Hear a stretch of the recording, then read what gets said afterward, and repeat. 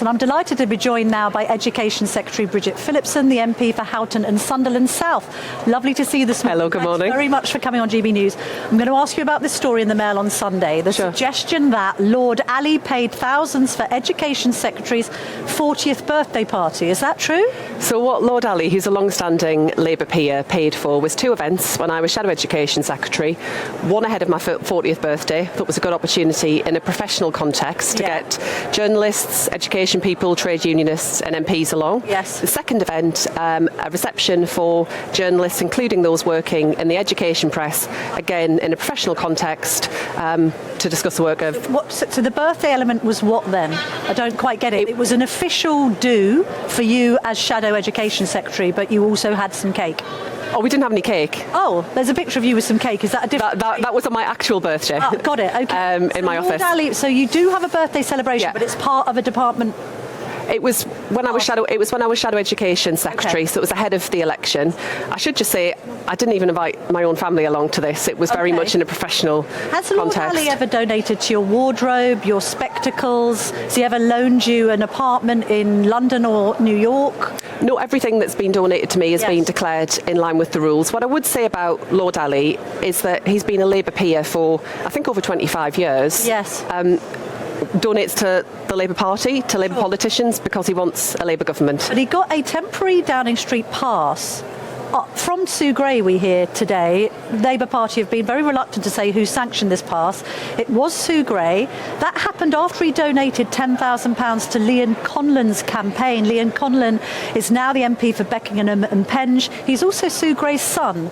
There's something quite murky about that. I think if that arrangement had happened under a Tory government, ministers like you would be on the airwaves having a real go at the opposition about that. I think you've got a Labour peer, a very, very long-standing Labour peer, who donates to Labour politicians, Labour candidates. He donated to two campaigns, and one of them was Conlon's. No, he's Sue Gray's... in the election campaign, as far as just for the election campaign, he gives money to Sue Gray's son, and the next thing we know, he gets a Downing Street pass. You have to admit, that looks a bit dodgy. He's donated to lots of Labour candidates and politicians. Why does he need a Downing Street pass? As I understand it, he no longer has a Downing Street pass. He have one? I genuinely don't know the circumstances of that. Farmers' wardrobes, or? Come on. No, I think the reason that he donates to Labour politicians is because he wanted to secure a Labour government. That's what he's done over 2 decades. All right. Let's look at what the PM said when he stood outside Downing Street upon being elected, July the 5th. He said, when the gap between sacrifices made by people and the service they receive from politicians grows this big, it leads to a wariness at the heart of the nation that public service is a privilege and that your government should treat every single person in this country with respect.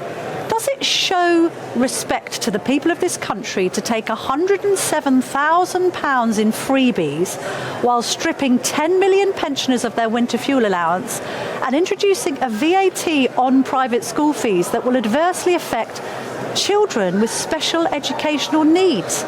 These are vulnerable people that the Labour government is now badly affecting with its policies. So we can take each of those issues in turn if you'd like. What I would say more widely is everything we're talking about here has been declared in the way that it should be, in line with the rules, to the specific policy issues that you raised. So take, for example, VAT on private school fees. I do think it's right that we levy VAT on private school fees so that we can special needs children, so that we can invest in the education of the vast majority of children in our school who go to state schools. Now, for the example that you gave around children with special educational needs and disabilities, where that place has come about because children have an education, health and care plan, there won't be any difference there. There are 100,000 majority of your who don't have an EHCP.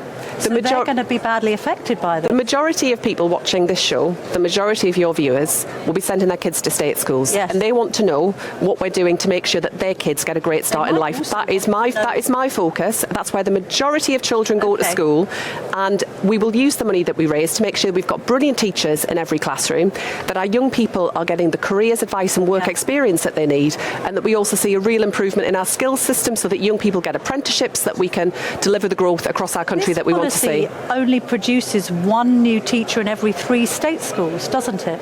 What this will do is make sure that we fill the gaps that we have at the moment around specialist teachers, where we've got huge shortages, particularly in some subjects like maths and science, and we are determined to ensure that all of our children have got a brilliant teacher at the front of the classroom, a specialist in their field. Is that right? One new teacher for every 3 state schools.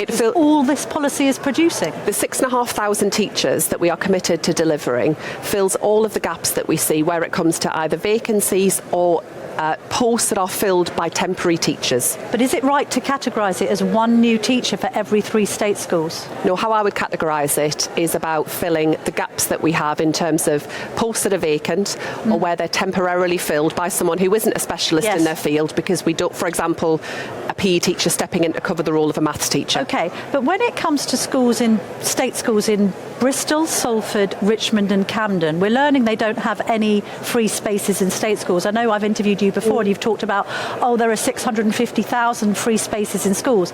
Not in areas of the southeast and not in Salford. So those class sizes, you keep on talking about, state school parents, state school pupils. Those class sizes are going to have to get bigger, because how are the private school children who are going to have to leave their schools because their parents can't afford the fees, where are they going to go? If they go into the state sector and the school's already oversubscribed, classes will have to get bigger. So, as we've discussed on a few occasions before, I don't accept the premise. You don't accept that what that we are seeing that really busy I don't accept the premise that we will see a significant movement from the private to the state sector. That was what the Independent Institute for Fiscal Studies were also clear about, where they said they thought the change would be minimal. What we are seeing in certain areas, in a small number of areas, because of that demographic bulge that we're seeing that's kind of coming through the system, particularly with older teenagers, is that there are some pinch points. But I just don't anticipate or recognise the characterisation of the kind of change that people are scaremongering about, frankly. And I'd say to the Conservatives who are peddling this, look, if they want to reverse this, how are they going to pay for it, firstly? And secondly, might they reflect? Well, they might pay for it with the 10 billion that's just been handed back to the Treasury by the Bank of England, which could indeed wipe out your winter fuel allowance cut and wipe out this. Why doesn't Rachel Reeves spend this money she's just been handed to reverse these hugely unpopular policies? We're going to have a budget next month. And at that point, the entire kind of fiscal position overall will be set out, where we can look at where Rachel as Chancellor will work through what it is we can and can't do. But, we've been clear that the inheritance that we got from the Conservatives was pretty dire. I think your viewers will recognise that. It feels at the minute that really a lot isn't working in our country. We are determined this week here in Liverpool to talk about the change that we're delivering on that will make a difference, that will bring some hope and optimism back. But absolutely fixing the foundations of our economy, stabilising our economy is absolutely crucial, because everything else has to flow from that. You mentioned Rachel Reeves there, and you said earlier in our conversation that everything had been properly registered. It hasn't, has it? Because Rachel Reeves registered a 7,500 donation from a woman called Juliet Rosenfield, which went towards her wardrobe as office expenses. What you wear to work isn't an office expense, is it?